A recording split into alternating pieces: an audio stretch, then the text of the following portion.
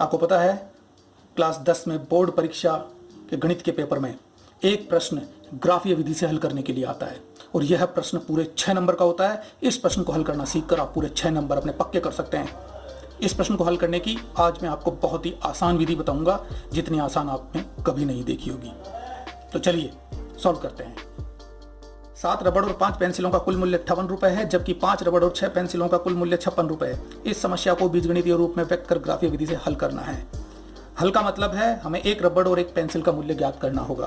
तो जो हमें ज्ञात करना होता है उसे हम मान लेते हैं। तो सबसे पहले हम यही करते हैं इसके हल में, माना एक रबड़ का मूल्य x रुपए है, एक रबड़ का मूल्य बराबर x रुपए तथा एक पेंसिल का मूल्य, एक पेंसिल का मूल्य बराबर y रुपए। यह हमने मान लिया। अब मानने के बाद हम प्रश्न पर चलते हैं और प्रश्न को इसके अनुसार लिखते हैं। 7 रबड़ और 5 पेंसिलों का कुल मूल्य 58 रुपए है। 7 रबड़ और 5 पेंसिलों का, 5 पेंसिलों का कुल मूल्य बराबर 58 रुपए। ये हमको दिया हुआ है। तो साहब 7 रबड़ का मूल्य, जब एक रबड़ का मूल्य x रुपए तो 7 रबड़ का मूल्य कितना हो गया? 7x रुपए। और 5 पेंसिलों का मूल्य, जब एक पेंसिल का मूल्य y रुपए है तो 5 पेंसिलों का मूल्य 5y रुपए। और कुल मूल्य हमें कितना दिया हुआ है? 58। इस प्रकार से हमारा बना समीकरण 1। और इसी प्रकार हमें आगे दिया है 5 रबड़ और 6 पेंसिलों का कुल मूल्य। ये कितना दिया हुआ है हमको? 56 रुपए। तो इसको भी हम बीजगणितीय रूप में कैसे लिख सकते हैं? 5 रबड़ यानी कि 5x, 6 रबड़ का मूल्य 6y और कुल मूल्य कितना है? 56। ये बन गया हमारा समीकरण 2। तो ये समीकरण 1 और 2 बीजगणितीय रूप हैं। तो हम यहाँ चाहें तो लिख सकते हैं कि समीकरण, क्योंकि हमसे सवाल में पूछा है, समीकरण 1 व 2 समस्या का बीजगणितीय रूप है। बीजगणितीय रूप है। हमारा पहला आंसर यहाँ मिल जाता है, क्योंकि पहला आंसर ये कहा है कि मैं बीजगणितीय रूप में व्यक्त कीजिए। अब इसे ग्राफीय विधि से हल करना है। तो दोस्तों ग्राफीय विधि से जो सवाल आएगा उसमें ये पार्ट कुछ और भी हो सकता है। कभी इस पार्ट की जगह लास्ट में कुछ पूछा जाता है और कभी एक्स्ट्रा इस हिसाब से दे दिया जाता है। तो जो भी हो, मेन ग्राफ कैसे बनाना है वो मैं आपको अब सिखा रहा हूँ कि ग्राफ कैसे बनाना है। तो देखो, ग्राफ बनाने के लिए आपको 2 समीकरण दिए हुए हैं। इन दोनों समीकरणों को सॉल्व करके हमें 2 सारणियाँ बनानी है और उन सारणियों से बनेगा ग्राफ। आज तक आपने सारणियाँ बनाई हैं इन समीकरणों को पूरी तरह से सॉल्व करके। आज मैं आपको बहुत ही शॉर्ट विधि सिखाता हूँ कि इन समीकरणों को सॉल्व किए बिना आप सारणी कैसे बनाएंगे। तो देखो, हल करने के लिए सबसे पहले हम लेंगे समीकरण 1। समीकरण 1 से, तो समीकरण 1 को ले लेते हैं। 7x + 5y बराबर 58।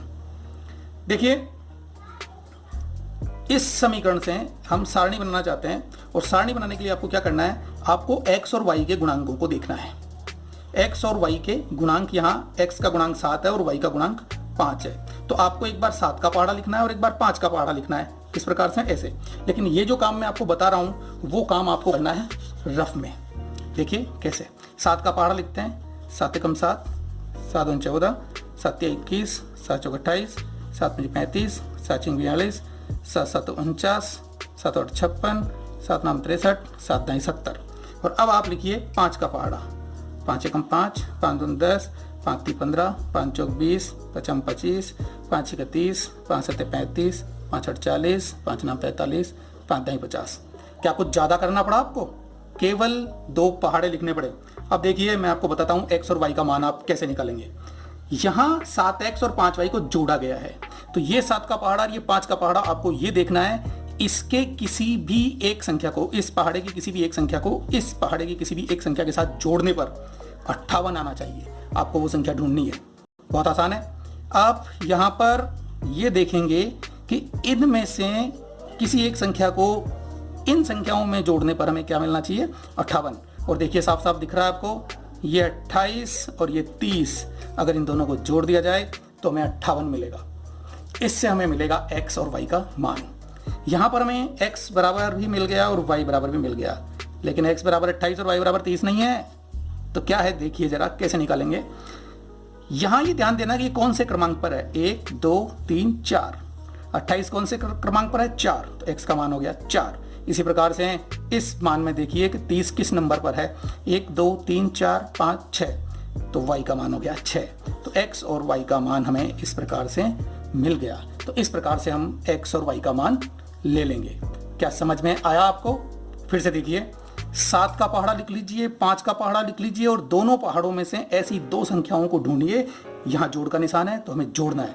इन दोनों संख्याओं को जोड़ने पर क्या आना चाहिए, ये आना चाहिए। ये कितना, 58। और हम देख रहे हैं 28 और 30 को जोड़ने पर कितना आ रहा है, 58। आप चाहे तो इसे चेक कर सकते हैं, किसी भी तरह से ये गलत नहीं होगा। इसलिए आपको x और y का जो मान मिल गया, उस मान को लेकर अब हम टेबल की तरफ बढ़ते हैं।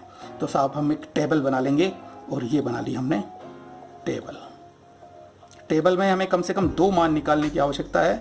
कम से कम 2 मान हमारे पास होने ही चाहिए, और 2 मानों से हम सारणी या ग्राफ बना सकते हैं। इस प्रकार से हम टेबल बनाएंगे। x का मान हमें मिल गया 4 और y का मान हमें मिल गया 6। अब देखिए, अभी दूसरा मान और चाहिए। हम चाहें तो दूसरा मान भी इस तरीके से ज्ञात कर सकते हैं। हम टेबल को इधर लिखना चाहें तो इधर माइनस में भी लिख सकते हैं, 0 फिर -5, और इधर भी 0 फिर -7। इस हिसाब से उल्टी टेबल भी लिखी जा सकती है। और फिर से वही क्रम देख सकते हैं कि 2 अंकों को जोड़ने पर 58 आना चाहिए। और अगर ये ना करना चाहें आप, तो एक मान तो इस तरीके से निकाल लें, और दूसरा तरीका जिससे आपका दूसरा मान बहुत ही आसानी से आ जाएगा। तो दूसरे तरीके के लिए आपको क्या करना होगा, आपको करना होगा यहाँ इनमें से जो भी छोटी संख्या है उसे रोक लीजिए और दूसरी को दूसरी तरफ भेज दीजिए। ये 58, 7x को इधर भेजा तो माइनस का 7x। सॉल्व नहीं करना है, मैंने पहले ही कहा था आपको समीकरण को सॉल्व नहीं करना है, लेकिन आपको अगला मान मिलेगा इससे। और अगला मान कैसे मिलेगा इससे, देखिए ये भी एक रफ काम है। आपको क्या करना है कि जो y के साथ गुणा हो रहा है, जो अंक y के साथ गुणा हो रहा है, अर्थात y के गुणांक को x के गुणांक के सामने लिख दीजिए। ये मैंने लिख दिया यहाँ पर x के गुणांक के साथ। इसी प्रकार से x के गुणांक को, जो कितना है -7, y का गुणांक कितना था 5, जिसे हमने x के साथ लिख दिया, और x का जो गुणांक है इस कंडीशन में उसे लिख दीजिए y के साथ -7। बस अब आपकी टेबल के लिए आपने भूमिका तैयार कर ली है। और अब आप देखिए क्या करना है, आपको इन मानों को आपस में जोड़ के यहाँ लिखना है। 5 में 4 को जोड़ूंगा तो कितना आएगा, 9, और -7 में 6 जोड़ूंगा तो देखिए माइनस का 7 और 6 जोड़ा तो प्लस का 6, यानी क्या आया -1। तो यहाँ आ गया -1। हमारी टेबल कंप्लीट है। तो है ना आसान। चलिए अब हम दूसरे समीकरण से दूसरी टेबल बनाते हैं। तो अब हम लिखेंगे समीकरण 2 से, और समीकरण 2 को लेते हैं 5x + 6y = 56। आप चाहें तो इसे एक बार पहले लिख लें। यहां पर भी हम 5x को रोक देंगे, और ये 56 - 6y।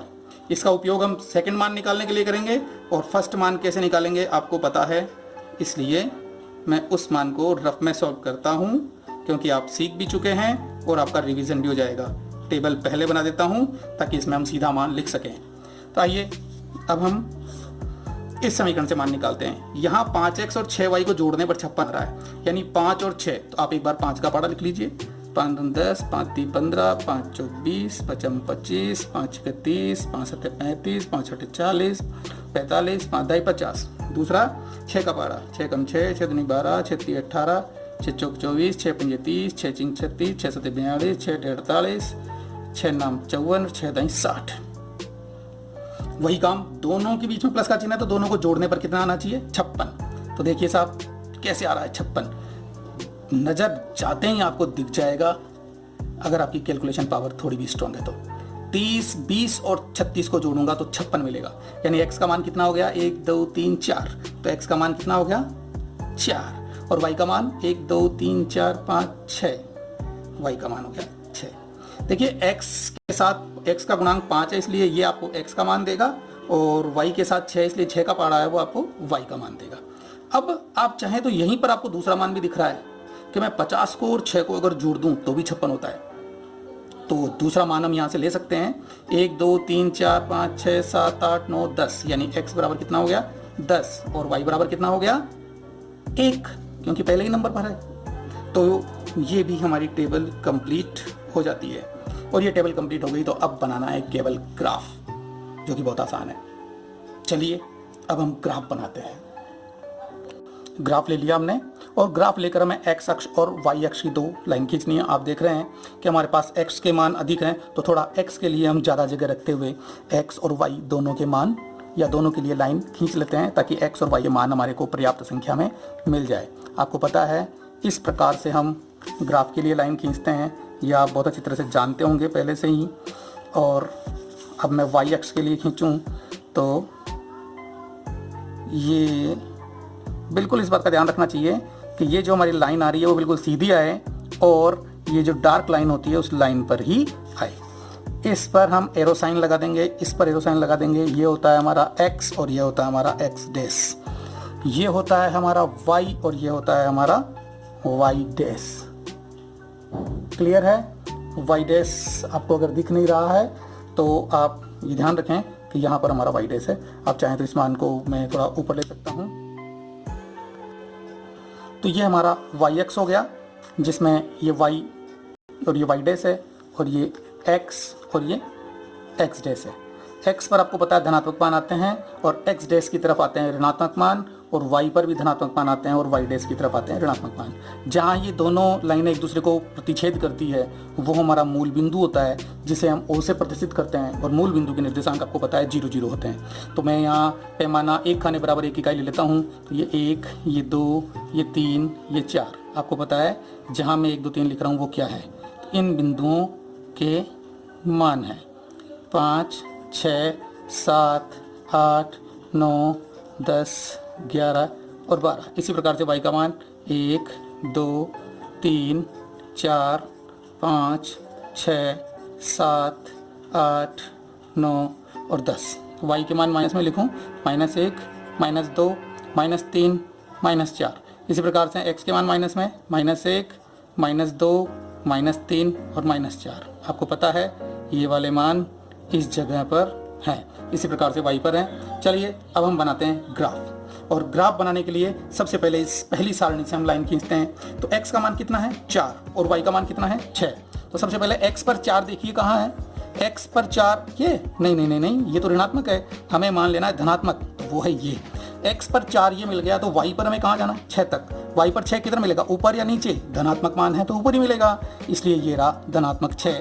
तो इस लाइन पर आप सीधे चलते जाइए और बिल्कुल 6 के सामने आकर अपनी गाड़ी के ब्रेक लगाइए, और यहाँ इसे बिंदु बनाकर आप राउंड बना दीजिए। अब हम दूसरा मान लेते हैं, x का मान 9 और y का मान -1।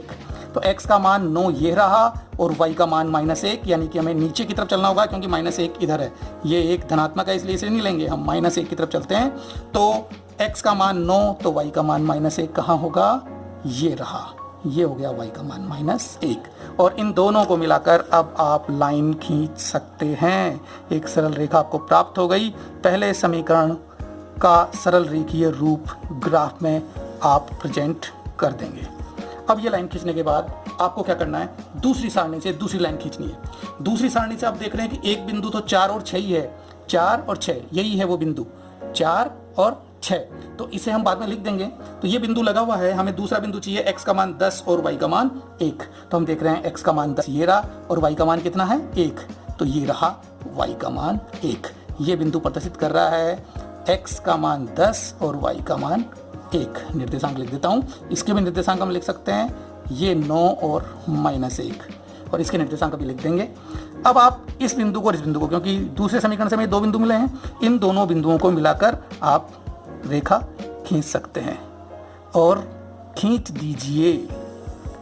खींचते ही आपका ग्राफ तैयार है। इस बिंदु के निर्देशांक आप लिख दीजिए 4 और 6 दोनों में ये है, और इस बिंदु को आप जरा डॉटेड इस तरह से दिखा सकते हैं क्योंकि ये हमारे इस बीजगणितीय समीकरण का हल है। बीजगणितीय समीकरण का ग्राफीय विधि से हमें जो हल प्राप्त होता है वो ये है। तो इसे जरा ढंग से प्रदर्शित कर दें। और यहाँ पर हमें x बराबर 4 और y बराबर 6 मिल गया है। आप यहाँ पर पैमाना लिख देंगे। जैसा कि आप जानते हैं, पैमाना x अक्ष पर, और x अक्ष पर आपने क्या लिया है, 1 सेंटीमीटर बराबर 1 इकाई। 1 सेंटीमीटर बराबर 1 इकाई। और y अक्ष पर आपने क्या पैमाना लिया है वो भी लिख दीजिए। y अक्ष पर हमने लिया है 1 सेंटीमीटर बराबर 1 इकाई, क्योंकि दोनों ही जगह पैमाना हमने समान लिया है। तो इस तरह से हमारे को x बराबर 4 और y बराबर 6 इस समीकरण का हल प्राप्त होता है। ये हमारा हल है। तो ये इस प्रकार से आप बहुत ही आसान तरीके से आपके 6 नंबर बोर्ड में पक्के कर सकते हैं। तो देखिए कितने आसान तरीके से आपने सीखा। तो अगर आपको ये वीडियो पसंद आया है तो इसे लाइक कीजिए, सब्सक्राइब कीजिए, शेयर कीजिए और प्रेस कीजिए बेल आइकन, ताकि आपको मेरे नेक्स्ट वीडियो के नोटिफिकेशन मिल सके।